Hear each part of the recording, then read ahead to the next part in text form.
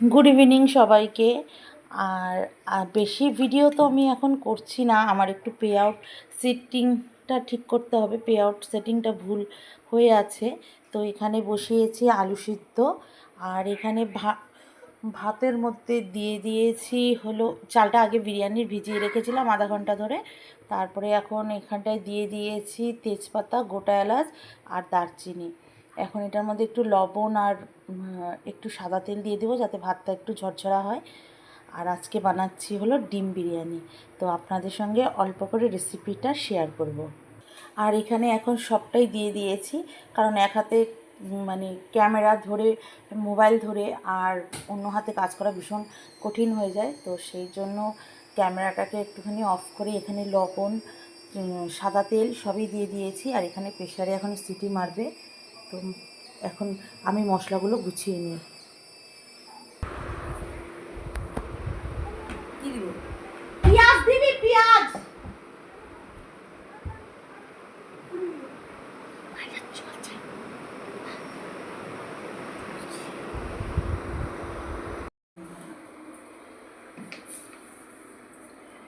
এখানে এখন ডিমটা সিদ্ধ বসিয়ে দিচ্ছি, যেহেতু ডিম বিরিয়ানি করব। আর এখানে আমার ভাতটা হয়ে গেছে, হওয়ার জন্য দেখা যাচ্ছে না, একটু খুলে রাখি। এদিকে নিয়ে। আর এইদিকে হলো পেঁয়াজ কেটে রেখেছি আর মশলার জন্য আদা, রসুন। আর এখানে আলুটাও সিদ্ধ হয়ে গেছে, এখন আলুটা একটু ভেজে নেব। আর হাঁড়িটাও বসিয়ে দিলাম, এটা আমার মা দিয়েছিল আমাকে বিরিয়ানি করার জন্য। আর ওইদিকে ডিমটা সিদ্ধ হচ্ছে। আর এখন সাদা তেলটা দিয়ে দিলাম, কারণ এখানে আগে আলুটাকে একটু ভেজে নেব।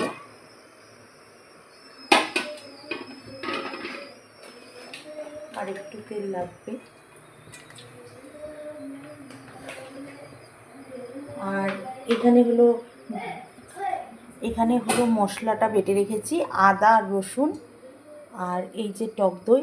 টক দইয়ের মধ্যে এখন সমস্ত মশলাগুলো দেব, এই বাটিটার মধ্যেই দিয়ে দিলাম। এখানে দিচ্ছি জিরার গুঁড়ো,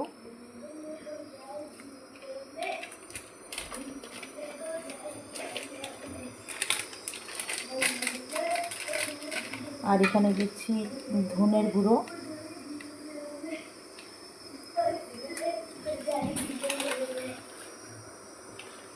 আর এখানে দিচ্ছি এখন লঙ্কার গুঁড়ো।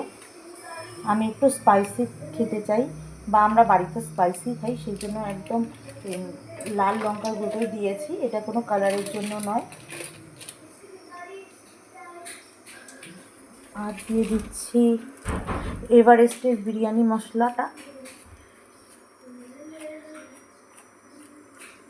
আর আন্দাজ মতো লবণ, সেটা পরে দেব। এখন দইটা ফেটিয়ে নেব আর আলুটা ভাজতে দিয়ে দেব। আর এইখানটাতে পেঁয়াজটা ভাজা করছি, আর এখানটায় আলুটা ভাজা হয়ে গেছে। তার সঙ্গে আমি আদা রসুন বাটাটাও দিয়ে দিয়েছি, আর ওটার স্মেলটা একটু চলে গেছে। তারপরে আমি অল্প একটুখানি জল দিয়ে দিলাম, আর এখন মশলাটা দেব।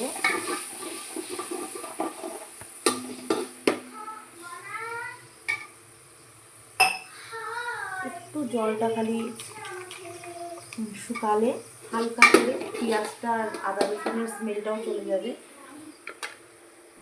আর ওইদিকে ডিমটাও আমার সিদ্ধ হয়ে গেছে।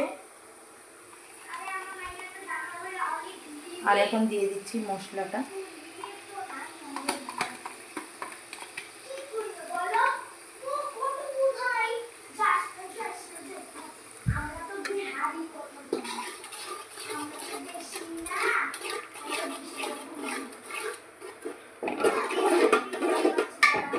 আর মশলাটা এখন একটুখানি মানে কষুক, তারপরে এটার মধ্যে হলো সব কিছু দিয়ে দেবো, আলু, ডিম।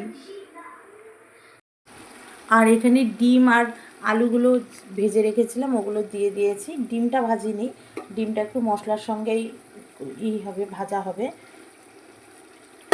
আর এখানে হলুদ দিইনি, কারণ কি আমি বিরিয়ানির রং ব্যবহার করব, সেই জন্য একটু কালারটা এরকম হয়ে আছে।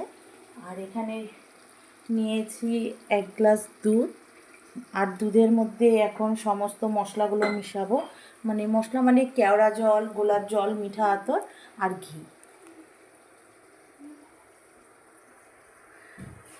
কেওড়া জল, মিঠা আতর, গোলাপ জল দিয়ে দিয়েছি, আর এটা হলো একটু বিরিয়ানির এসেন্স।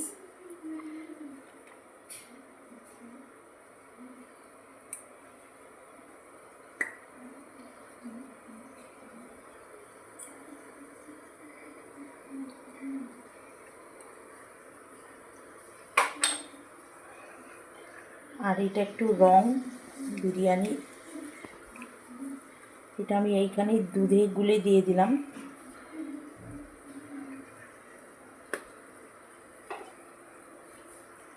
আর এখন একটু উপর থেকে দিয়ে দিচ্ছি বিরিয়ানি মশলা।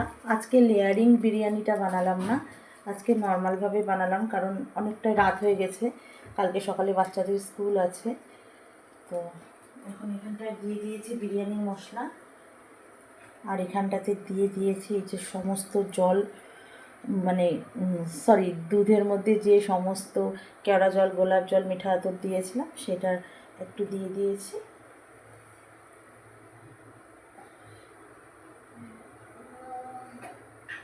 আগে অল্প করে ঘি দিয়েছিলাম, এই এখন আবার একটুখানি ঘি দিয়ে দিচ্ছি, জাস্ট স্মেলটা আসার জন্য।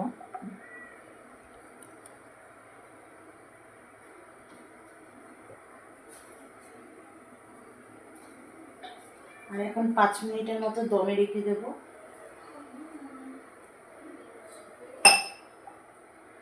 এখানে আবার রঙটা অর্ধেকটা দেওয়া হয়েছে, আরও গলেই নি।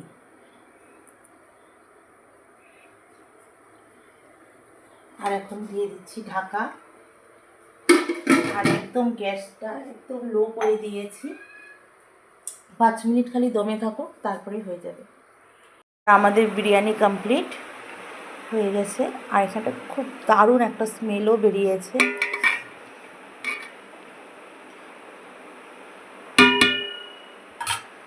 তো এখন বাচ্চাদেরকেও খেতে দিব, আর আমিও খেতে বসে যাই। এই হাঁড়িটা মানে অ্যাকচুয়ালি এখানটা অনেকটাই বিরিয়ানি আটে, তো আমরা একটু বেশি করেই করে রেখেছি, মানে আমি একটু বেশি করেই করে রেখেছি, কারণ কি আমার ছেলে আবার কালকে সকালেও খাবে, সেই জন্য।